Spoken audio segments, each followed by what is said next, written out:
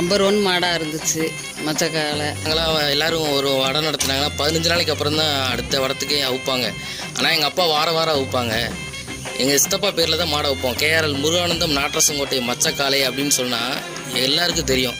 நாட்டரசங்கோட்டைன்னு சொன்னாலே மச்சக்காலை வந்து வெளியூர்களில் வடமாடுலையும் சரி எல்லாத்துலேயும் சரி நாட்டரசங்கோட்டைக்கு ஒரு அடையாளமாக தான் இது வரைக்கும் மச்சக்காலை இருந்திருக்கு.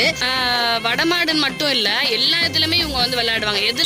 எல்லா மாடும் வந்து பின்னாடி உள்ள கால் மட்டும்தானே தூக்கும். இவங்க வந்து லெஃப்ட் சைடு வந்து 2 காலையும் கீழே வச்சுட்டு ரைட் சைடு தான் நல்ல இவங்க பயங்கர ஆக்டிவாக இருப்பாங்க.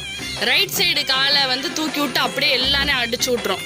யாருமே கிட்ட போகவே முடியாது. யார் பின்னாடி வந்து தொட்டாலும் டக்குன்னு அவங்கள அடித்து அவங்க பறந்து விழுந்துருவாங்க அந்த சைடு. ஆனால் ரொம்ப குத்தாது, பயங்கரமாக ஆடுவாங்க. இவங்களுடைய விளையாட்டுக்கு ஃபேன்ஸ் நிறையா ஜாஸ்தி. நிறையா ஊர், அதாவது எங்களுக்கே தெரியாது இந்த மாதிரி இவ்வளோ ஃபேன்ஸ் இருக்காங்க அப்படின்ட்டு. எங்களுக்கு தெரியாமல் மச்சக்காலை ஃபேன்ஸ் கிளப்